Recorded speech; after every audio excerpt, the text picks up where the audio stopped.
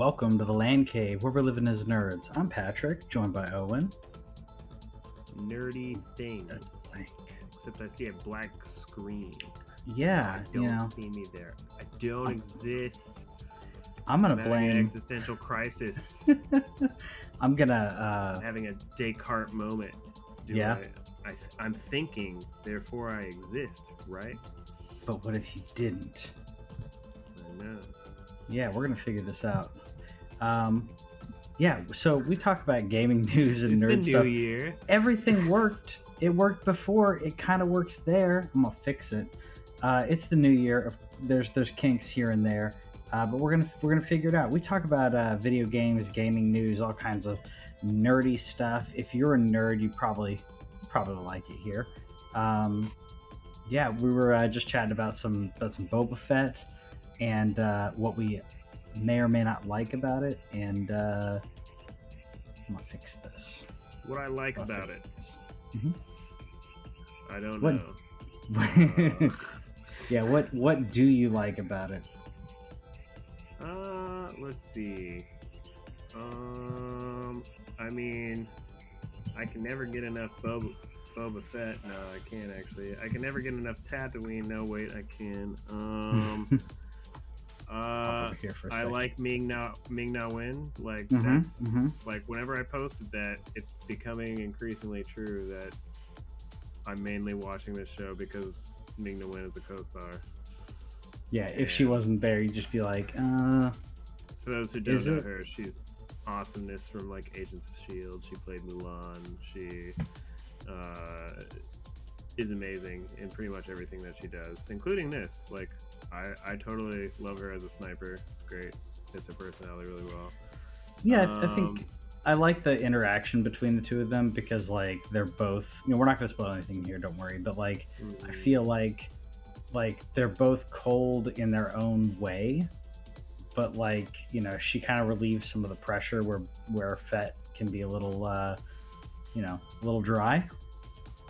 But I like the interaction between the two of them. She's great. I'm liking. It's been a slow burn, I think, this first couple episodes. Third one came out today. Did you see? Did you notice? Or I thought I recognized the voice, and I had to check it out on IMDb. Obviously, don't look on IMDb if you've not watched the show, because spoilers and stuff. I don't know if you recognize the voice of the droid that's in the palace. No. Yeah, it's Matt Berry from. No, it's Matt Berry from IT Crowd and the What We Do in the Shadows TV series. Awesome. Yeah, it's he's got a very unique, snarky tone of voice, so I like it. Yeah, I've actually been playing, because we talk about like nerdy stuff and like we talked about. I've been playing some Tribes of Midgard, and for those of you who follow the show, I don't play a lot of multiplayer online. I'll play some couch co-op. I don't play a lot of online multiplayer for various reasons. I've been getting into this, and this is actually my 100-day run of playing survival mode for 100 days, not actual days, but in-game days. In-game timer, 10 minutes per day. So that is, for those of you who are bad at math, that is 1,000 minutes of gameplay. And I didn't actually play that many minutes. I was playing, I created the session, created the game, played for quite a while. A specific person joined in here. I should have written down his name. One guy in Kuwait joined in, and I basically said, "Hey, man, keep it running, and if basically clean up on your way out because it saves if everyone leaves." He stayed up all night in Kuwait, daytime for us. I logged in, and right as they were about to cross that 100-day threshold, this man was up all night, and people were joining in and helping out. It's pretty cool. It's a 16-hour session, by the way, if you're playing that full 1,000 minutes.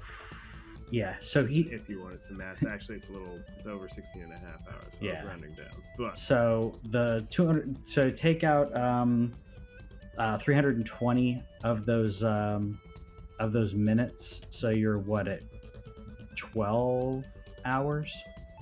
I think you're around like 11 and a half, 12 hours at that point. So basically, we had it won. And you get a trophy for doing 100 days, and you also get a trophy for purchasing, spending 1,000 souls or million souls, in the game.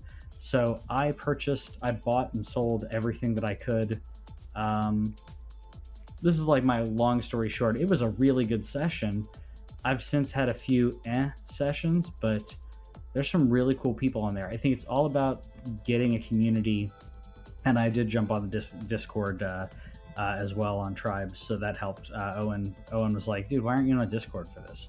I did jump in on that, but it's really helpful. These guys friended me on on PlayStation, which doesn't happen a lot to me because I don't play a lot of online multiplayer. So that was cool. That was cool though.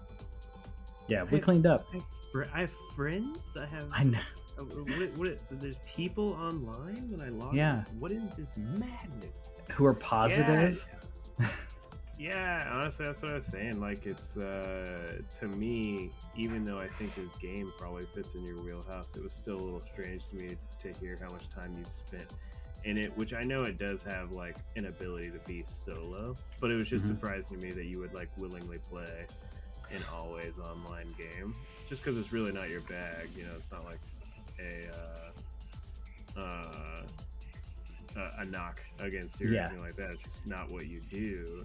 We famously talk about how I was like, other than like Final Fantasy 14 back in the day, long stretch of no online games, and then Call of Duty of all things is what pulled me back into playing some online space again, and then now some Halo. But glad that you found something that can be a regular thing. To be honest, whenever you find a game like this, it can probably keep your wallet in check too, because you're like, well, I could buy another game, or I can just keep buying Tribes of Midgard. That's basically what's happening. I haven't bought anything, and I'm looking at the calendar like, well, I got a month and a half before Elden Ring, so I can hold out like a month and a half. I got some other games I can play in the meantime. And enough stuff going on around the casa that I'm like, I'll be okay. I think I'm gonna hit the basically platinum it before Elden Ring, which is pretty cool. There's a couple more trophies, but I think I can get them. I just have to keep at it and hopefully get some nice people that are cooperating on here. But I will say I had a really good session, but I've had probably, for every good session I've had, it's like 2 or 3 where I jump on and no one's on voice chat. No one's listening. If people are listening, they either muted me or they've turned off voice chat, which is no excuse when you have a PlayStation 5, because the microphone in the PlayStation controller is your microphone. So even if it's not good quality, you can, unmute yourself, say something, and then mute yourself. So I've had quite a few times where we're like playing, I'm trying to play the objective and nobody cooperates. People are just out for themselves. So that is irritating, but I'd say it's not all of those sessions though. It's not all of them. Yeah. You have not been playing on as much online. You've been playing some single player. Yeah, the guys that I played some Halo with are like, man, you haven't hopped on in a while. I'm like, well, that's because I've been playing this almost 20-year-old game called Knights of the Old Republic on Switch. Yeah. Which I came more and more to realize that I've never beat this game before. Oh, really? You know the ending, though. I think I may have blocked it out. I'm pretty sure I know the ending. I'm pretty sure I know the twist.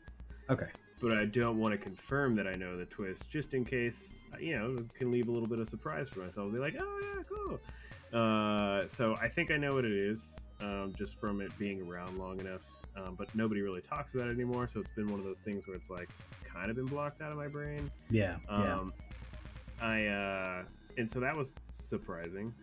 But playing it on Switch, it's fun.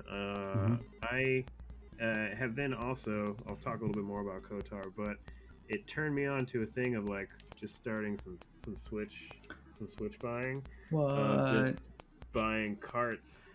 Ooh, you got Rise? Okay. I did get Rise. It was on sale for a reasonable price during GameStop's Buy 2 Get 1. I also, Kotor also caused me to buy the Jedi Knight collection on physical. I did go ahead and pre-order the limited runs Kotor for physical so I can have that. I am very not surprised at myself because I flip-flop on things all the time, minus some political leanings. But it just surprises me that at the beginning of this new generation, I was like, going all digital. I'm all digital. And then the physical prices just dropped below digital prices. Like, they're just so much cheaper. Like, I got Star Wars, this Jedi Knight thing, that was $20. I got Monster Hunter Rise for $25. I got Hyrule a good Warriors. price. Finally, I found a Hyrule Warriors for under 40. It was 37. So you can't get that digital pricing. And then on top of that, towards the Switch thing, there's also just something about getting carts versus discs. I don't know why that feels good, but it feels good to get carts. I will say there's less of a chance of them to get scratched and not play. I will say that. Right. Like, I don't hear as much of many people who are like, oh, I left it got scratched up on the table, or like, yeah, if your dog chewed it up, sure, then it's not going to be usable. But they're a little bit more hardy than a CD, where you like throw it on the table. Yeah, like my Skyrim that keeps falling around. Yeah. Good things about KOTOR on Switch, it's, I exclusively play in handheld unless I'm playing with like the wife and kid with like Pokemon Snap, so I'm always handheld all the time. The visuals don't detract that heavily since you're playing on like that smaller screen. It doesn't bother you as much as it would on like the 55-inch screen on like how good or bad it looks. It has crashed like 5 or 6 times now, and that has caused me to become a very ritual saver. That's another thing that it does not have. They didn't add a really good autosave system to it. I don't actually understand the autosave system. I don't know when it's choosing to save or not, so I have lost some progress on a couple crashes. So now I save a lot, and then saving has caused me to become a save scummer, which I didn't used to do, but it's so easy to do on a game like this, where like you fail a DC check and they start attacking you, and I'm like, nope, reload. Success, I passed the check. Oh, that's sad. Because the thing that I'm recognizing, they make it really hard to be a Jedi, dude. They make it really hard to be a light-sided person. Like, it is so much easier to just be like, no, I'm just gonna kill you, dude. Like, it's annoying to the point where it does not want you to be a good guy. I feel like whenever BioWare was making this, we're just going to be like, it's really hard to stay on the light side. You cannot be a Jedi to save your life. The only other thing, the combat is definitely interesting because they're following a D&D pattern. I mentioned the DC checks. They're doing live rolls like behind the scenes of the system. And we actually got a story out of that with the remake, that the same company that put the port out on Switch is who is it? Is it Aspire? I think it was Aspire. Aspire. Yeah. They're making the game, and there is a rumor from a pretty credible source that his name's Mr. Matty Plays. He's got a YouTube channel. He's actually the original one that broke that there was a remake coming. That they're probably going to overhaul the combat system and make it more of an ARPG style thing. This does not bother me. I can see how there's probably like some purists out there who just have these nostalgia goggles on where they're like, no, you can't change the system. I'm like, but you can. The only thing that I would say that would be concerning is like, are they going to make it to where it's harder to control your team members? Because I can see that being annoying. That's the thing that Final Fantasy VII Remake did really well, where you can switch to the other characters, input commands, and then switch back and like leave them to do their own thing. That would be a cause to worry. But honestly, dude, how can anybody want to play this old system like this? Because you'll just be sitting there doing inputs, and then a thing even pops up on the screen like, stop pressing the button, you're already in combat. I'm like, what am I supposed to do? You sit and do nothing. I will say, and I mean, there's a lot of debates on like on this, of like people who like the more action oriented bit, or like World of Warcraft, where It's like you target your enemy, you get close enough, and then you just hit the buttons that do the specific, attacks until that enemy's dead, and then you run off and do the same thing, as opposed to actively dodging or actively trying to have a lightsaber fight. Which I will say I would not mind that in KOTOR. Thinking about my time playing like Jedi Knight 2 and the lightsaber battles on that, yeah, I'm okay with that. I almost feel like the fact that we're overhauling the combat system, I thought that would be a given. Maybe it's just an assumption of mine, but I'm glad that they're going to do that. Like I said, one way or another, it needs a more than just a fresh coat of paint. If it was just a fresh coat of paint, it wouldn't do. So. How is that aging, by the way? It's a 20-year-old game. Obviously, you're playing a 20-year-old game that's a port, and the graphics aren't great. But are you still other than how are you feeling about playing a 20-year-old game? The thing that keeps me in it is that it's Star Wars. Yeah, it's great in terms of the different story options that there are. The quests are, they don't feel too fetchy. Like there's actually stuff to do and there's decisions to make during those quests where you can totally blow off the quest giver and be like, "No, dude, you can stay alive. I don't care. Run away." I just did that for a group. They were like, "Well, we want to run away, but there's this thing blocking us." And I'm like, "Oh, okay, cool. I'll go kill that. No problem." And then I come back and they're like, "All right, go about your merry way." But that was totally against what the quest giver said. They were like, "We need you to kill this person." And I was just like, "No, I don't want to." I love that. That's dope. Yeah. That's great. Yeah. That's some great world building, some great ways to like really live in the game. It's just all the quality of life stuff where that stuff definitely shows its age, where how much I have to save to make sure that I don't lose progress. Like if I die and you die, I've died several times just randomly where like I get like just run up on where I'm just rolling miss after miss after miss, and that's frustrating as heck whenever I know I'm 5 levels higher than these people. The fact that there's no fast travel, there's one kind of fast travel where you can only fast travel back to your ship, and then you have to go back. Like if you walk away from your ship, you can't fast travel back to where you were until you come back to your ship to fast travel back to that location. And so it involves like a ton of walking. And I know those are little gripes, but it's just one of those things that just adds up over time where I'm like, me, and whenever it comes to getting quests done, right? Like I'm going to go blah, blah, blah, blah, blah. Like I know I've already decided the order that I'm going to get my quests done in. I know that I have to go to this guy. I have to talk to this lady. I have to go turn this in. Yeah. And I want to just be able to do that. And then you're like, nope, got to go back to the ship and get this one thing. Nope, got to go talk to this person just to run all the way back. Like those are frustrating moments. Yeah, and there's no fast travel or even like a timed hearth ability like you would have in like I said, World of Warcraft, or Tribes of Midgard has like an ability to do that's on cooldown.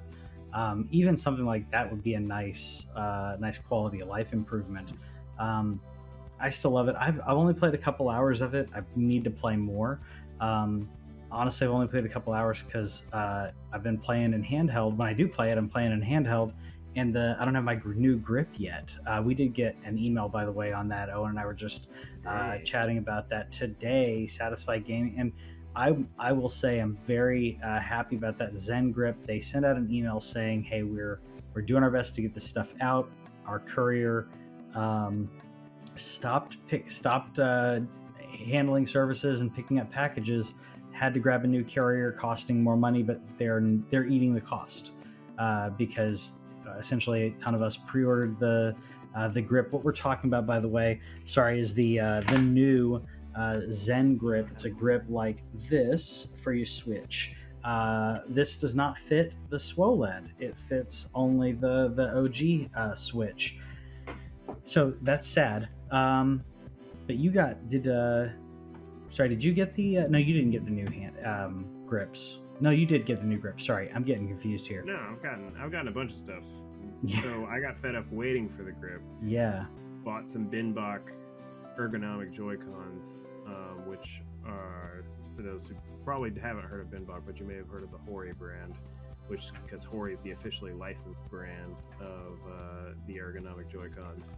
But I bought Bimbok because they can be wireless and because they still have vibration, which the Horis don't. I've been using those. I'm still hoping I'm going to be comparing it against my Zen Grip whenever it does get here. Like, this is definitely me being wasteful, but I cannot play the Switch on regular Joy-Cons anymore. It's legit just something I cannot do. It is so uncomfortable to play for more than 20 minutes with those little tiny things. Like, that's where you definitely know that you're playing with what is intended to be a child's toy, because I just can't anymore. So I bought those because I was tired of waiting for the grip, and I was like, knowing me, the grip's going to be here before my cons are. Then they send me this email today about the grip, and then somebody in my Discord posts they got their shipping notification. I'm like, when did you order yours? They're like, oh, the end of November. I ordered mine middle of October, and I have not got a shipping notification, so I'm a little miffed at that. I know not everything is their fault. It's probably just like a luck of the draw situation, but it is definitely frustrating that they're not doing it in a particular order where first come, first serve. Like, I don't know how that happens. I got a FedEx notification. Say, I may get it. I don't know. Rude. Yeah. You ordered yours after mine too, because you didn't even get your OLED until way after me. So that's also frustrating to hear. Yeah. But I'll also say I also would love to try the Hori. This is now more of just experiment for me. I saw these dope, even though I don't even know if I'm going to buy the game, but Pokemon Arceus. There's a Pokemon Arceus Hori Joy-Con set, and it looks sweet, dude. I'll send you the picture. Like, they just look nice. Is that from Bimbok as well, or? No, that one's Hori. Hori, sorry. Any of those are going to be the officially licensed ones. Like, so they make. There's a Mega Man set. There's a Pikachu set. There's several different. Mega Man. Cool.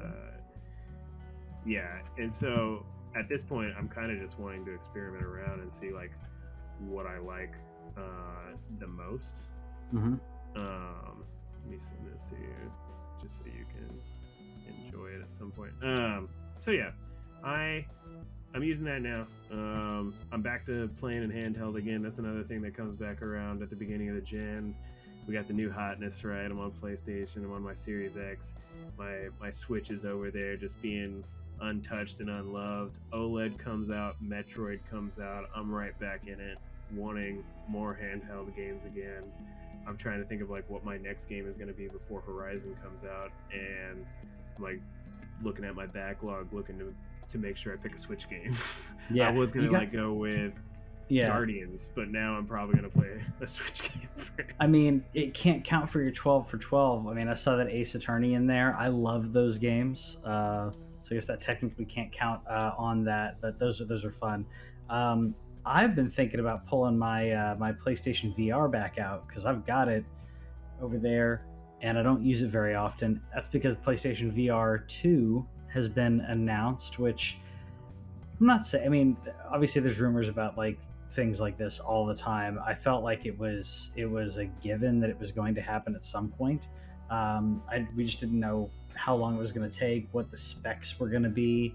I mean, it looks pretty legit when it comes to specs, though. So we're 4K HDR with 110 degree field of view, which is one of the better ones I've seen. OLED, and that's so it's a 4K HDR image that's 2000 by 2040 per eye, and 90 to 120 hertz refresh rate. Now I just need to know about the wires. Like, how many wires will it be wireless? That we all kind of hope. You think it's going to be wireless? I have a feeling it will not. Needs to use that USB-C on the front. Yeah, no, they've already said it's not. It's not wireless, yeah. Oh, I didn't see that. That's right. So, okay. Honestly, that's the biggest problem with it, is that this is where it starts to feel like they're behind, right? Like, I'm hearing, honestly, other than being connected to Facebook, which I know is a controversial thing, yeah, the Quest 2 looks dope, dude. Like, more and more people are unboxing Quest 2s and just saying how fun it is. Robert confirms USB-C. So that front port, there's that USB-C port on the front of your PlayStation. That's definitely what that port is for, other than plugging in a controller. But which is fine, but it's still just, the Quest is wireless. How is the Quest doing a wireless machine? Why can you not do this? Why can you not have some type of PlayStation network on that, in that wireless mode? I don't get why they're focusing on a corded machine. To me, though, the only thing I have to wonder is, did they announce the price of it? Because if it is the same price as a Quest 2 and has better specs than the Quest 2, then that's something to say. I mean, so it does have, better specs if you're just looking at numbers. The biggest thing to me is it's HDR and OLED. That's huge in comparison to the LED and non-HDR that the Quest 2 is. Also, the Quest 2 is it's 1832 by 1920. So it's a little bit less resolution, but lacking HDR and not being OLED, that's a pretty big deal. Also, depending on the apps and everything, the refresh rate can go down to 72 hertz, which still isn't bad in my opinion. But to me, HDR and OLED put the PlayStation VR way past it. It is a question of what's the price point going to be, which I've not seen on here. And the sensors look pretty good guess too. It's like $400. That's my guess. It's $399. That's a good guess. If they go higher than that, I don't know how they go. Oh no. If they go higher than that, then this will be kind of like when Oculus first came out, and it's only the the people who want to be an early adopter and throw money at stuff. I'm guilty of that, but I feel like that's what it would be for, and I think PlayStation's learned their lesson a little bit on that.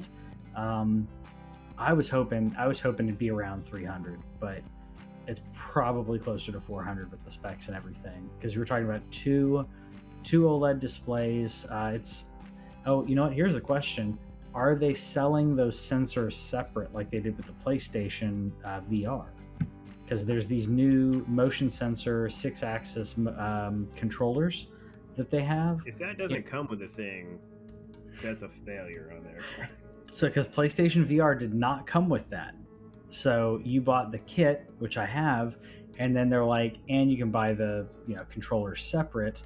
I still have not bought those controllers because I've been playing games that utilize the regular PlayStation controller. This better. They also haven't said if it's back compat with VR1. That's another troubling thing. It better be, but they also have not said. And Rob in the chat, he's talking about how every other one that has the same specs as the PSVR 2, they're all wired as well, which is fair.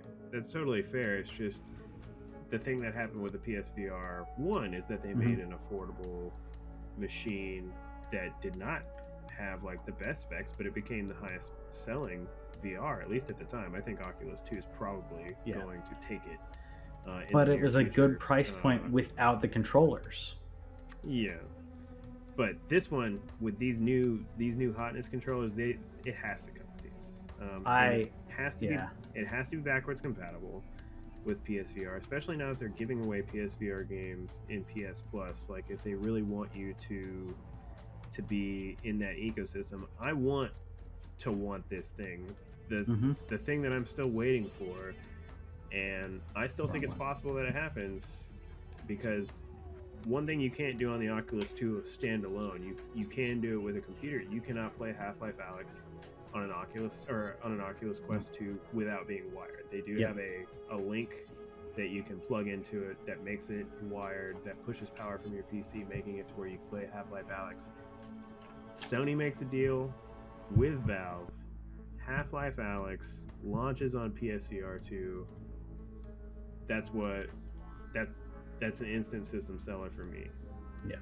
They did also announce a trailer, and honestly, I don't think they should have shown this trailer. I think they should have just announced it, because it didn't look good initially to me. But a Horizon I just keep wanting to call it Horizon Zero Dawn, even though the franchise is just called Horizon, but a Horizon VR game.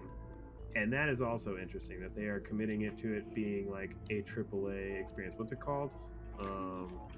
It is. Mountain, I thought I had it. Call of the Mountain. Call of the Mountain, yeah. Call of the Mountain. That's good. They recently purchased a studio. I think it's Firesprite Games, which they also just gave Twisted Metal to, which is surprising. But they purchased a VR studio. Firesprite's going to be working on this Horizon game with Guerrilla. That's definitely exciting stuff. Big closeout. But give me Half-Life Alyx on the PSVR 2. That's a day one for me, no problem. But aside from that, I'm really gonna have to like do a wait and see to see like how much are they gonna sell it for, because they can't make it the same price as the PS5. It can't be the same price. I feel like there's going to be some bundle situation, some creative creative price points on here, where you'll get a with and without bundle, a without the controllers and a with controllers. I don't want that. Let me be straight. When I say that, it does not mean it's what I want. It's what I feel like they will do to try to keep the price low enough to get more units out, because I also feel like this will be backwards compatible. Now, if you're playing backwards compatible PlayStation VR OG PlayStation stuff, my guess is it'll be backwards compatible, but you need to have the previous PlayStation camera. Hopefully, I would really like it to work with the original PlayStation camera, but I think that the new, looking at the specs on the new PSVR, it has cameras. It has its own cameras, as opposed to having to utilize an external camera. The PlayStation VR, OG VR, you needed to have a camera put up, around your TV so it could track you. This doesn't need that, so I feel like the OG games will need that, because otherwise you're reprogramming it.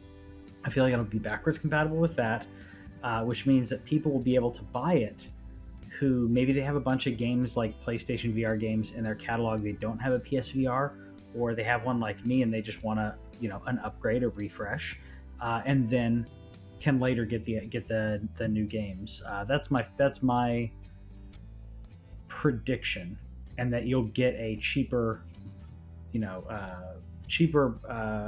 PlayStation VR 2 has no controllers with it, so you can adopt and then get controllers separate. That's how I feel about it, and these looks way better than the PlayStation controllers, because the Move controllers were PS3 controllers. Yeah, PS3 controllers. They just adapted that technology as to not get away. That was like a total money saving move from their point. Which, to be honest, it worked. From what I heard, it's not like bad to use or anything like that. But they totally morphed a tech that they feel like they probably put enough R&D into that they didn't get enough value out of, and said, okay, we're gonna make this work with the PlayStation VR. And to their credit, they did. Yeah. But also good on them for moving on and making this new controller, which is definitely new, like reminiscent isn't the word that I want. Is it reminiscent of what other modern VR controllers do? Yeah, it's reminiscent. It's I wouldn't say it's derivative necessarily. I feel like this has become the new norm when it comes to controllers. Rob in the comments saying he's hoping that you won't need the camera for the backwards compat.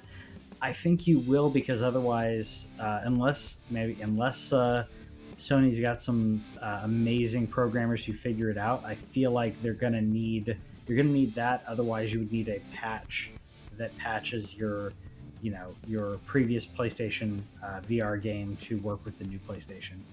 Just my feeling on it. I may be wrong. I'm not a programmer by trade, but there's a chance. I had one more.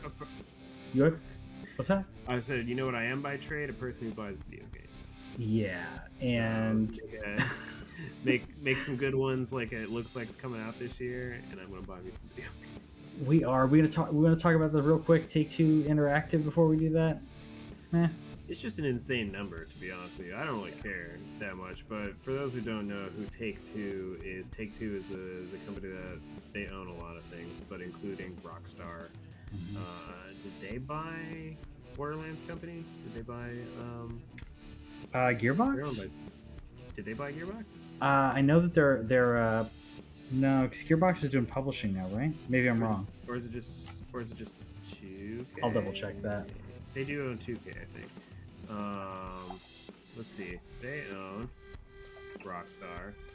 They own 2K, which is a publisher. So no, they don't own. They just do a lot of work with them. Okay, but anyways, they own Rockstar, which is their main thing. But they decided to shell out $12 billion to buy Zynga, which who knew Zynga was even still doing a lot of stuff. I was looking at Zynga's like what Zynga brings in. Those who don't know, Zynga is a mobile game publisher. So $12 billion on a mobile game publisher, and they are the people like who made Words with Friends. And they brought in like $2 billion last year. Farmville, and I'm like, are people still playing Farmville and Words with Friends? Because whenever I was looking at anything recent that they've come out with, they haven't come out with like anything. There's a game there's like solitaire games that they came out with 4 or 5 years ago. There's a game called Tangle Master. I didn't see that. It's stuff that I've never heard of, and then they did Words with Friends like forever ago. So I was like, what money-making generating thing are they still like managing to do? I mean, this is Farmville 3 that you're looking at. Obviously, this is not the in-game graphics, but I mean, they continue to make games, but I didn't expect, if that $12 billion price tag was stupid. 12.7 billion. To me, I thought it was way inflated. I thought it was stupid until I saw that their 2020 revenue was $2 billion. Now they have a pretty big operating income, and I think that their net income actually was really crappy. So I don't know. I just don't know what it is that they're doing other than maybe buying a bunch of IP, which literally is just like Farmville and a few other things. It's really confusing to me what it is that they're trying to accomplish. Other than that, this just continues to be a developer's arms race. You know, you got your Embracer groups, you got your Tencents, you got your Take-Twos, you got Xbox, you got Sony. Like, it's on. It's on like Donkey Kong going on over here. Just buy everybody that you can buy, and I don't know. I think indie publishers are going to become increasingly needed. Zynga's not an indie publisher, by the way; they're a publicly traded company. But I think just as time goes on, you're going to need those indie devs to really stay indie. No, I 100% agree. It's weird. I personally don't like it, but I do, like you were saying. I do enjoy purchasing some games, making some game purchases. We're going to talk about our most anticipated games of 2021. We are in 2022. It is the new year. I'm still doing that. It's the new year, and we want to talk about like what games we're most excited about. Most of mine are not they're not in a hard order, except for maybe the top or so. But I'm gonna go down our lists real quick. You had a couple shout outs here I wanted to throw in there. To basically say, you know, it's like, hey, I've got some similar. So real quick, you want to run down what you got? Yeah. On those? So 13 Sentinels, which was like one of my favorite games of 2020, is releasing on Switch. I am trying to secure a pre-order for a physical version, but I haven't seen it on PlayAsia yet. But I absolutely freaking love this game. It's on PlayStation now if you want to buy it, but if you have Switch, it's going to be the perfect Switch game as long as it runs well. I love this game.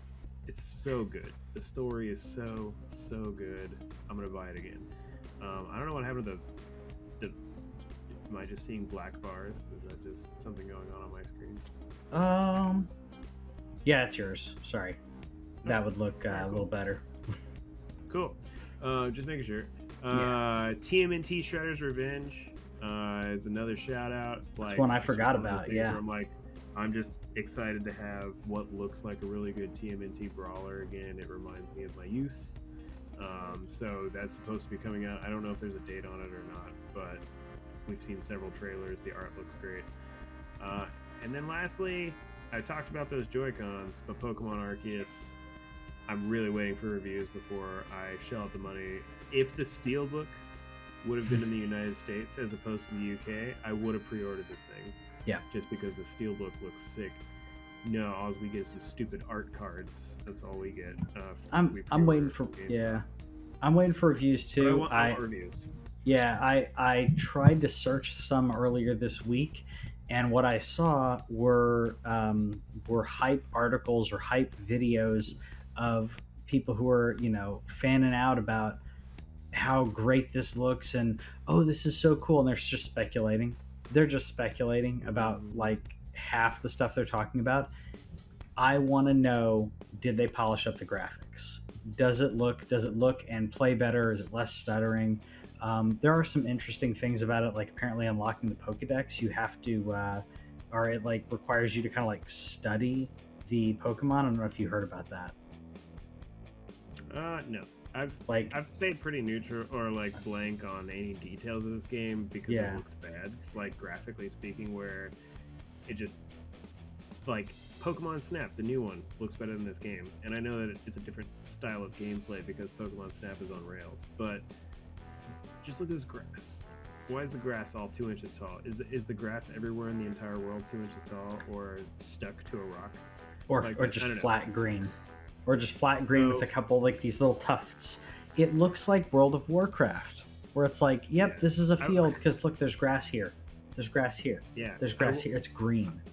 I wanted to get Brilliant Diamond and everything, but everybody was like, it's only okay, and I might pick it up at some point, but I managed to not spend money on that. I might finally be to the point where it's going to take something special to bring me back in, and this is on a shout out because I want Arceus to be that special thing that hooks me again, but the jury's still out. So last of my shout outs. Same. Yep. So mine, I had a few, mostly because I threw some of these in there, and I'm not going to stomp on anybody, but mine are ones that I'm not sure if they'll come out. So I'm not trying to deflate your list because I know they're on your list. I just don't know. I'm gonna do it because I just don't know. I don't know if I'm gonna see Final Fantasy 16. Is it going to come out this year? I want it to come out this year. It's like it better come out, but I want this game. I feel okay. Like 15, I enjoyed for certain reasons, and I didn't like for certain reasons, and I feel like this has less of the crying modern emo boy band kind of like feel of the of 15. I feel like this gives me a little bit more OG like medieval feel to the fantasy of the fantasy. I love it. It looks beautiful. It probably is going to play great. So I hope it comes out this year. And the other that's on my list, where is it? The other one that's on my shout outs, if it's going to happen. Shout out. Come on. I had it here. It's Breath of the Wild 2, the sequel to Breath of the Wild, which I'm going to find here. Again, I want this, but since I've not seen that list, I've not seen it actually there, I don't know how to feel about it, without actually seeing that release date. Even a tentative, like, it's going to come out in, in the fall or something, but not getting anything like that, I don't know how to feel about it. That's my list. I couldn't find the source on that one, so meh. You're gonna get it. It's okay. It's gonna come out. Can't wait. So let's go. Like we said, no particular order. We're gonna kind of rapid fire a little bit on your top of the list. Drum roll. Top of the list or the bottom of the list? Bottom of the list. Number 10. Number 10. Yeah. Okay. Number 10. So I know this is way higher on your list, but God of War Ragnarok. Originally supposed to come out theoretically last year, but obviously that it's supposed to come out after Horizon, which also got pushed back. So I'm expecting this to be like a fall or winter game, but it has not been announced yet. This is a lower on my list only because I'm not as warm to God of War as everybody, but the game is so well made in terms of its action sequence. The fact that if they maintain what they did in the last one, which I expect them to, where the whole game is one shot, one constantly moving thing, and they can do that even better now to where they probably don't have to hide behind as many loading screens like they did in the last one with like the rotating world and stuff like that. I'm expecting a continuance of that dope action. The last one was a masterclass in terms of just action sequences. I don't like the story as much as other people, but it's one of those things where even if I don't like the story, the game is still just awesome to play. So it's gonna be good. It's gonna be quality yet, though. Yeah, it's gonna be quality. No, I agree. And my number 10, I feel like again it's gonna be quality, and it's gonna be, if you like Gearbox, you're probably gonna like it, because my number 10 is Tiny Tina's Wonderland. I want to play this for a lot of reasons. I love Ashley Birch, but the zaniness of Tiny Tina narrating a D&D campaign that is what you're playing through, and the callbacks to OG, like what is it, like the overworld map looks like a like throwback to like 16-bit games. I'm excited about it. It's going to be ridiculous and zany. But still need to play Borderlands 3. You didn't? No? I own it. Oh, okay. one of those There's one for your backlog. One of those mini games that just kind of came and went and fell off the radar for me. So I intend. It came with a free PS5 version, so I intend to play it at some point. It's downloaded, but who knows? But good. I definitely see the intrigue, and then Tiny Tina is a cool character. Yeah. And what's your next on your list? So another one where we don't have like a confirmed release date. So most of mine don't have confirmed release dates, but if it ever comes out, Hogwarts Legacy is on my most anticipated list. Not because I'm like super pumped to play it or anything, because I'm just curious at this point. Everything that goes into what this game is, it's a super ambitious title made by a studio that had never made anything like this before, because their last game was Disney Infinity, which was cool and everything, but still nothing like they were going for here. The controversy around the author of the Harry Potter universe and stuff, there was some controversy with the studio, but at the same time, just I want this to be great. I want it to be good. I'll take good. It doesn't have to be great. I'll take a solid 8. Can I get like a high 7? I don't know. But if this game ever comes out, it's on my anticipated list because I am just intrigued by the potential of a good Harry Potter game. Which there was a decent one on PS2 for what it was. Oh really? I forget which one it was. I think it was like Chamber of Secrets, one of the movie tie-in ones. It was decent. But to have like a modern one where you get to create your own, wizard or witch, it'll be a witch for me for sure, as always. I'm just interested. I'm intrigued. I want it. I want it to happen. I want it to be good. Yeah, I think a lot. By the way, I think I said this earlier, but a lot of I thought it and I didn't say it. A lot of the things that are on your list are things I'm also, anticipating as well. So I concur with what you've said, and actually, I kind of feel the same way about my next one. I hope it's good, but Pathfinder: Wrath of the Righteous. I hope it's good. I like Pathfinder. Pathfinder, if you aren't familiar, is a competitor of Dungeons and Dragons. I hope it's good. This is out on PC, and apparently people are enjoying it. So I hope the console version is good as well, because this is something I want to play. I got the Baldur's Gate on Switch, and it's aged. It's hard to go back and play some of those games at that pace. So I'm hoping this will bring up the pace and bring in that great RPG story element. Hopefully, it's not all combat. Hopefully, there's some good quest decisions that kind of flesh out character decisions and stuff. But yeah, definitely, I'm looking forward to this one. It's one that I didn't think about. Yeah. Did you play the last one? I didn't. No. Kingmaker is what it's called. Okay. I don't know what it's available on, to be honest with you. So it could be a thing where if it's not on console, it probably. Yeah. It was released on PlayStation in 2020. Oh. So you might check that out if you're looking for a Hold Me Over. But this one comes out, I think this new one comes out in 3 months, which from what I read in the reviews, it's an improvement on it. But if you find it for cheap, you might check it out. I'm assuming it's similar to Baldur's Gate, isometric and stuff, right? CRPG? Yep, isometric. Yeah. I'm just hoping that the looks like that Kingmaker is included with PlayStation Now, which I have still.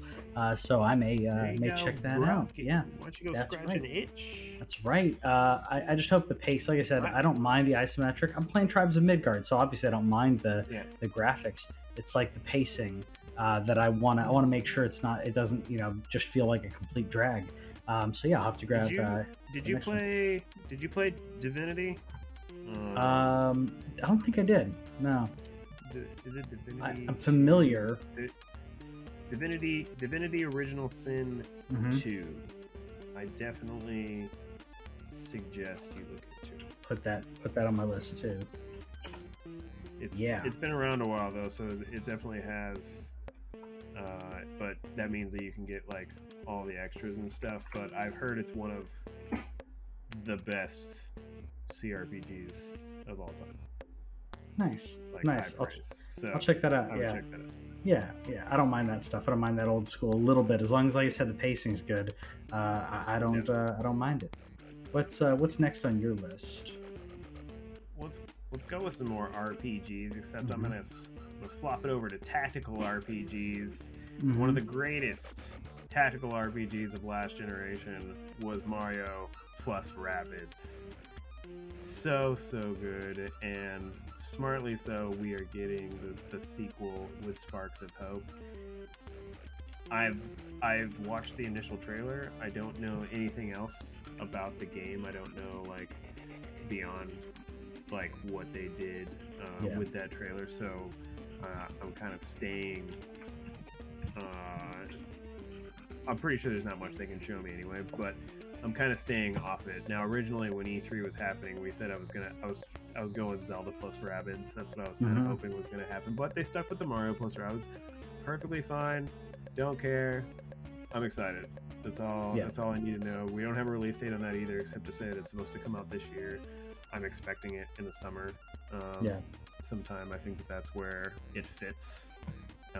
Again, if you have not played the first one, it's one of those few licensed Mario games that actually goes on sale quite a bit. I've seen it for as low as like 15 at different points. It's really, really good. And if you are not big into the tactical RPG franchise, it can be a nice entryway. It's not easy though. There's some of the ending levels to that game that are just straight up sometimes not fair. So that's not to turn anybody off, but it does ramp some difficulty on you in a couple of those final matches, but it doesn't matter. It's got the Mario. I'm not really familiar with the Rabbids franchise. I'm not it doesn't either, matter, but it adds comedy to it. I'm really pumped for this game. I'm glad that they continued it. Yeah. I didn't play the first one. I need to play it. I thought, Whitney saw the trailer and was like, "Oh, this looks cute," and then she saw what the game, like she said, "What's the gameplay like?" and completely turned her off. To each their own. That's not her jam. So like, all right, that's fine. What is my jam though is some kung fu and some martial arts and sifu over here. It's soon. It's soon. This is coming out the same week as Elden Ring. I think it's the 21st, if I'm not mistaken, of February. This is one of the few games that I'll be picking up around Elden Ring, and probably February playing 8th, a little you bit. got a couple weeks. Was it February 8th? Okay, good. Whew. Yeah, dude. I thought, okay, so I can pick it up and play.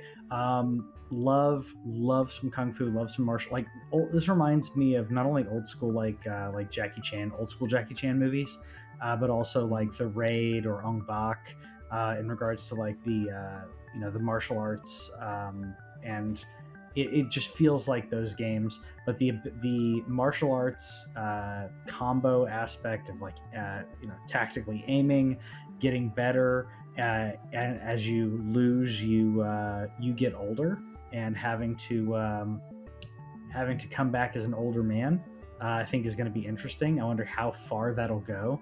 I mean, in kung fu movies, the old man still like whoops everybody, so we may be, you may be Miyagi, fine. Man. Yeah. I just randomly, because I know I haven't watched the last couple seasons of Cobra Kai, but I don't know. Have you ever? I know, it's what I hear. Have you ever heard Pat like actually talk, like the actor who played Miyagi? No, because he always talked with the culture thing, because he was in Happy Days. Yeah. Back in the day. Yep. Yeah. But like, if you watch interviews with him, like that is not his accent. I think he was born in Hawaii. Can't remember, but like, it's like he kind of was steering into that stereotype because he was in Happy Days and all that. So a lot of his work was, on that. Unfortunately, he found work where he needed to, and he played the token Asian guy. But I just think it's funny watching him speak. California. Okay, I thought it was. I thought it was Hawaii. I knew he spent a lot of time in California. He sounds like a Californian, and then he'll just go into like Miyagi, and his voice is higher than Miyagi as well. So I gotta watch Cobra Kai. Do we need to thank Barney Stinson for Cobra Kai getting? I would honestly say probably a little bit. It's so stupid. It's such a stupid show, but I literally I've watched every single season in one day. I watched season 1 in one day, season 2 in one day, season 3. So I finished season 4 yesterday. And it's so stupid. I just don't care. It screams 80s at you. I watched the first season, and that's how I felt about it. It was good. It was good. The fact that you need to watch a couple seasons if you liked the Karate Kid, but the fact that they keep getting characters from the original trilogy, I'm waiting. I want to know when Hilary Swank shows up. Like, when are we getting Hilary Swank? You think they're gonna do that? That'd be awesome. It would be cool. I think it would be totally dope. No, it would be cool. It's just like that's. I mean, it's not out of the. It's not out of that universe. I mean, she's in that universe. Like, it's not like if they brought in Jaden Smith.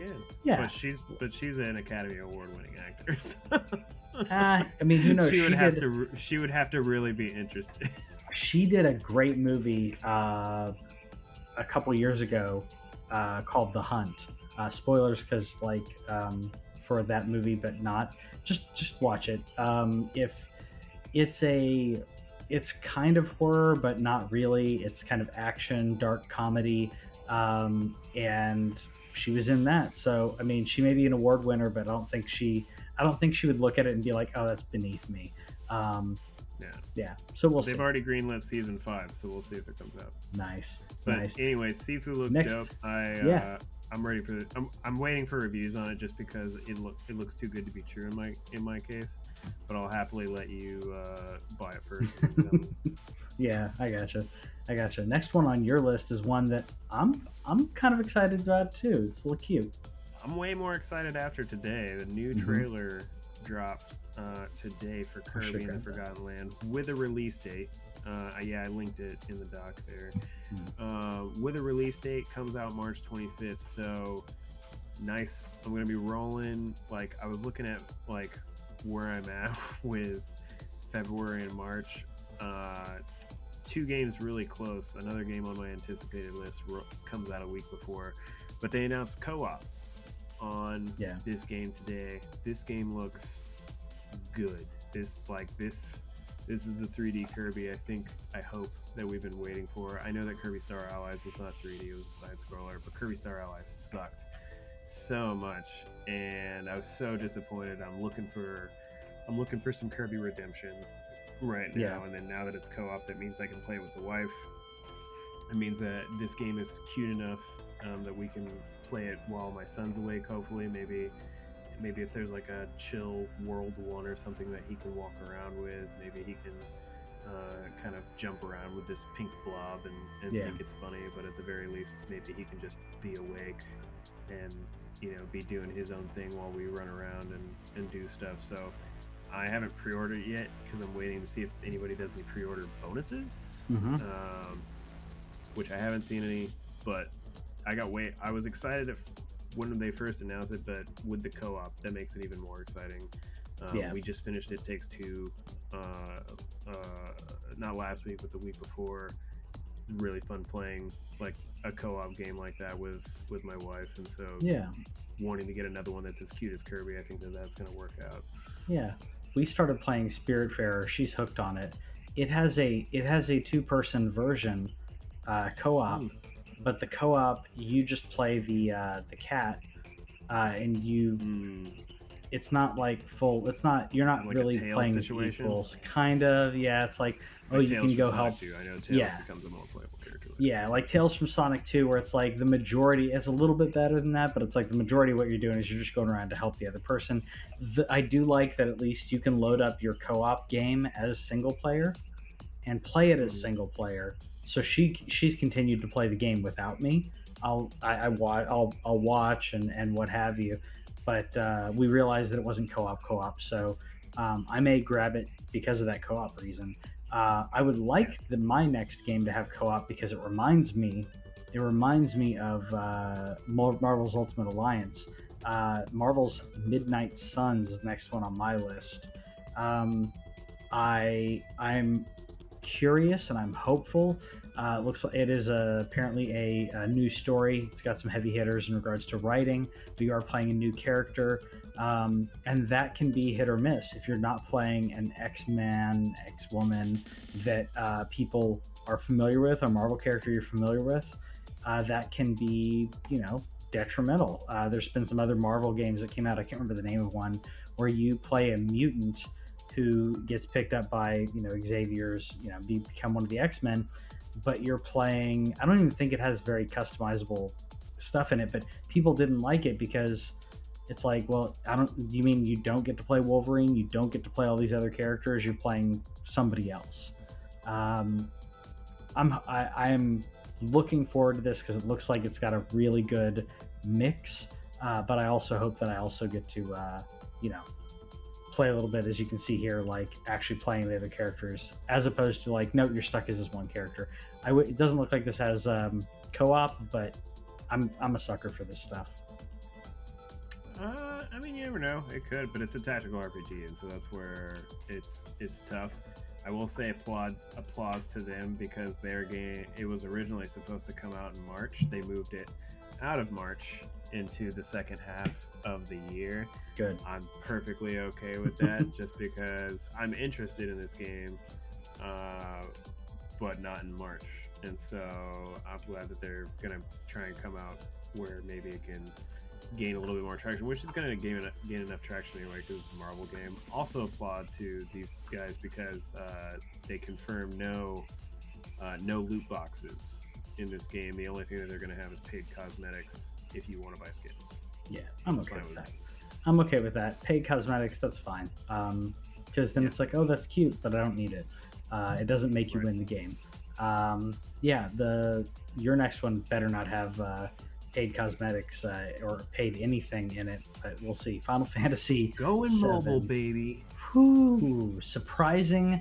If it wasn't Final Fantasy 7, it wouldn't have been on your list. Mobile. Nope. Final Fantasy 7 Ever Crisis. Yeah. Ever Crisis. So the reason why I want this game is because even though there's people out there that have complained about Remake, and if you complained about Remake, you're dumb and I don't like it. Yeah. Just kidding. You're fine. But what the whole thing that they're doing with Ever Crisis is that we are going to get the complete Final Fantasy VII like original story, so theoretically including things like the PSP game. Why am I blanking on this? Crisis Core. Crisis Core, yeah, there we go. Goodness gracious. Things like Crisis Core, things like Dirge of Cerberus, probably that we're getting this like whole story contained inside of a mobile game. Don't care. I don't even care how much it costs, as long as it.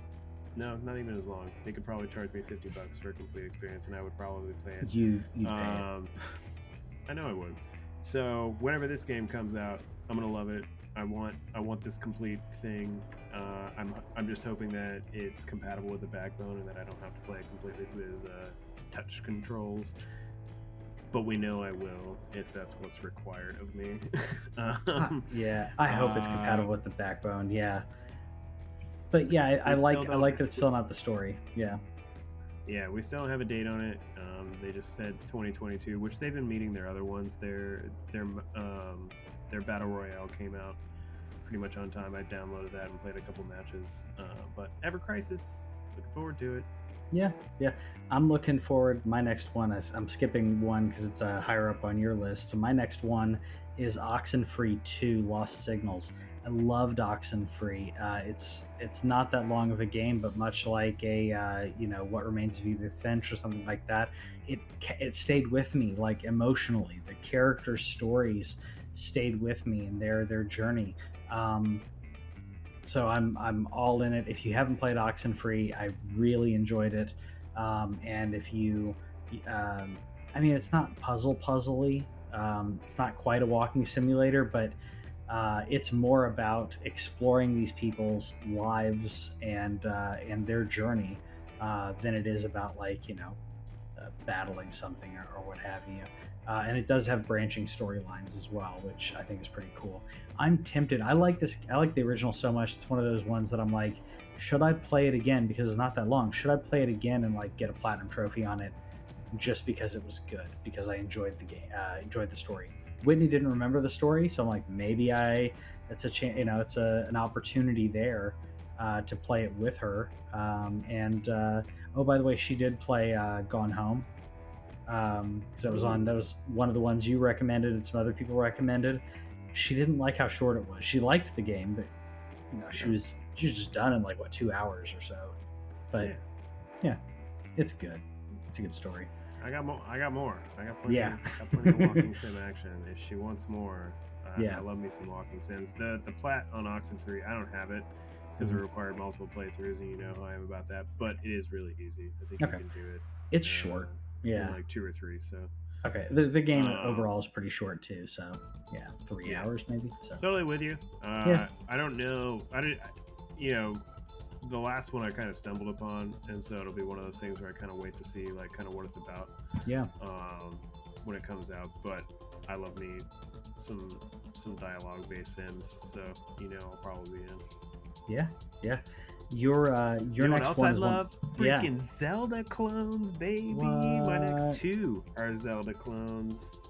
Starting with Blossom Tales, one of the most underrated top-down Zelda clones in the world. I'm looking it up because I didn't know this one. It's so fun. So this is the sequel.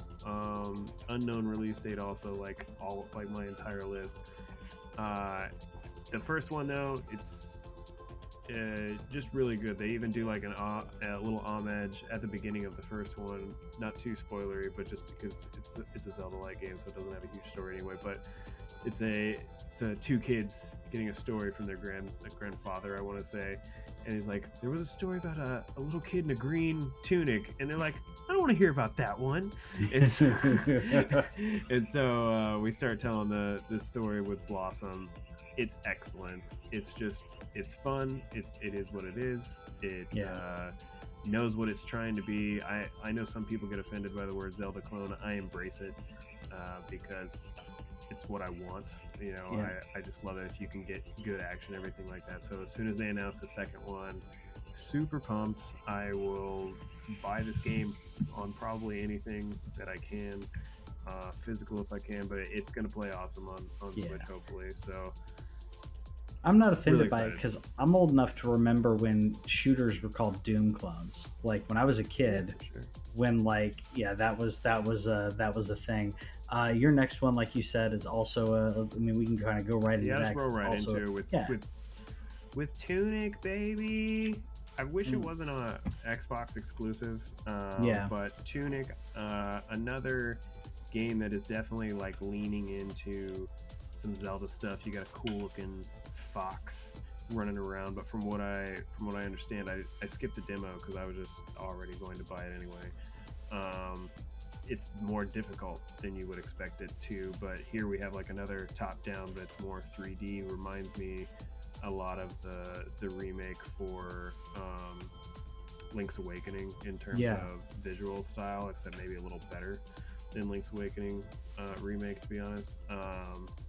Again, it really is not hard to sell me on Zelda-like games, and this is clearly like paying that credit. But again, they said this one's more difficult, so I'm interested in how that's going to go. That one comes out in March. Okay. As soon as I saw the trailer to this, not only did I know you'd like it, I was immediately hooked because I'm like, it looks adorable. The combat doesn't look too difficult, but I'm sure that there's some strategy involved because with it being a Zelda-like. But it looks adorable, and it also something about that animation style is a little bit more forgiving. Where it's not amazing animation, it's not amazing graphics, but it's pretty and smooth enough. It's not cel shaded, but it's cute, and I'll be in for that one too. My next one, actually, hold up, is that on yours? Never mind, I already talked about that. My next one is a Final Fantasy game that I don't know if you're going to play, but I'm gonna play Stranger in Paradise. Baby. That's right, you did. That's right. I don't know if you're gonna dig it, man. I don't know if you're gonna dig it. It's not hard to get me if you give me a good-looking steelbook. That's true. I forgot about that. It's not. What I was thinking was, I don't know if you're gonna dig it, but I liked what I played in the demo. It is, I would say, it is. I wouldn't say it's extremely hard. I don't think it's as hard as some of the Souls games. I feel like some of it's a little bit more forgiving, but you definitely have to strategize in regards to like how much damage you're taking, your resources in regards to healing and that sort of thing. But I enjoyed it, but I'm also going to enjoy playing a game in the Final Fantasy universe offshoot of the first Final Fantasy game, because that's a game I'm not as familiar with the story of. So I think that's going to be kind of cool to experience this in a different way. Nobody is. There's like 3 people and the rest are lying, or they watched a YouTube video of people. I wasn't in until they said that there is a difficulty setting for the game, so obviously I'll be playing it on the easier one because I'm a pansy. And then as soon as I saw Best Buy had a steelbook, that was what confirmed it. So I do have Strangers in Paradise pre-ordered. It was really hard for me not to anyway, especially since I'm yearning for Final Fantasy 16 so much. Like just needing more Final Fantasy in my life. That comes out in March. Shoot, it better not. I thought it was like May. Yeah, March 18th. Why, Gina? So. Yeah. Damn, Gina. Every time I was thinking, why? No, it's like, why you got to do that to me? That's too much too soon.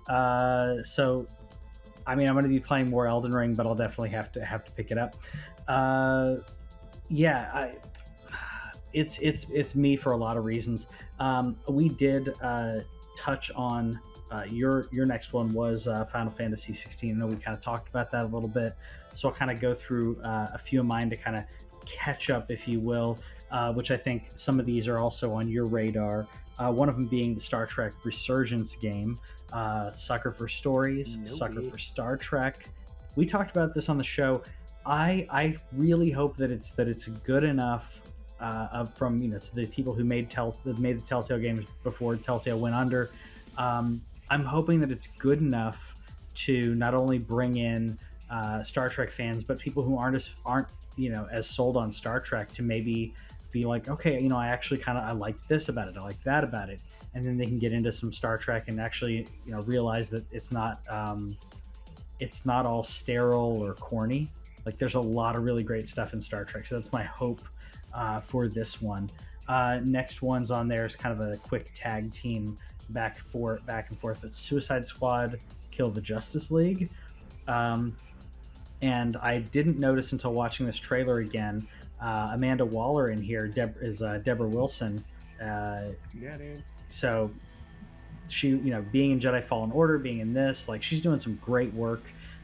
She showed up at the Game Awards and did. She was in character. That's right. I forgot about that. Completely forgot. Maybe I blanked it out because the Game Awards was kind of janky. But yeah. I'm looking forward to this game for a lot of reasons. Oh, and Samoa Joe is King Shark for those wrestling fans out there, which I think will be okay. Tara Strong bringing in Harley, which is good because she's been doing Harley since. She does. Yep. Pretty much anything she touches. Children. Yeah. And then my next one, like I said, they kind of tag team together. Gotham Knights. Pun intended, maybe on Gotham Knights because we're gonna actually need some multiplayer in here, which I think will be really cool. Playing the different members of the Batman family, I think is going to be really cool. Seeing these different members, seeing their strengths and weaknesses, and then playing through what looks like a Court of Owls quasi Batman or Batman allegedly dead kind of situation, and more Penguin, which we're getting in the new Batman movie as well. So I like. The jury's out for me on both of the Yeah. DC games. I just wasn't really impressed with the Suicide Squad trailer. Gotham Knights is more interesting because Dick's in it, and so anytime that Nightwing is around, I'm immediately more interested than playing as Batman. And so it's just been that it's been in development so long that we'll kind of see. Yep. I completely get the apprehension on it. I'm cautiously optimistic. Funny enough, the developer I would expect to be more excited about Suicide Squad, but yeah, we'll see what happens with them. Like I said, I think Gotham Knights, I'm more excited about the story on Gotham Knights, even though it's it looks great. Like I said, the story and the possible multiplayer interaction, I think could be really cool. Yeah. One that I'm not cautious on at all, just optimistic. Horizon Forbidden West, which, by the way, be careful out there. We didn't really talk about this in the news because I was just going to bring it up now, but this came out yesterday.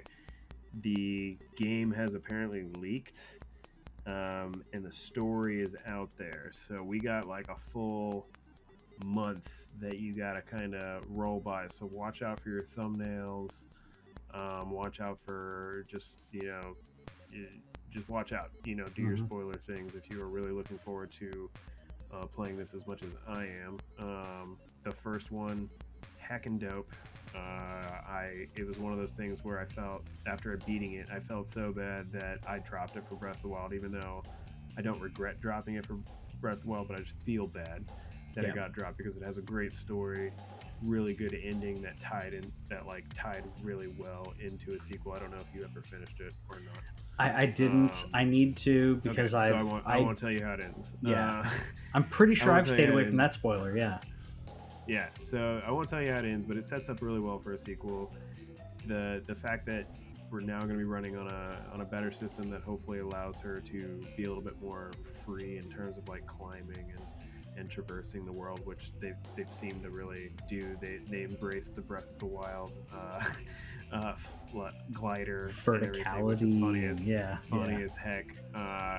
Got the Steelbook pre-order for this one as well because you know me and Steelbooks, baby.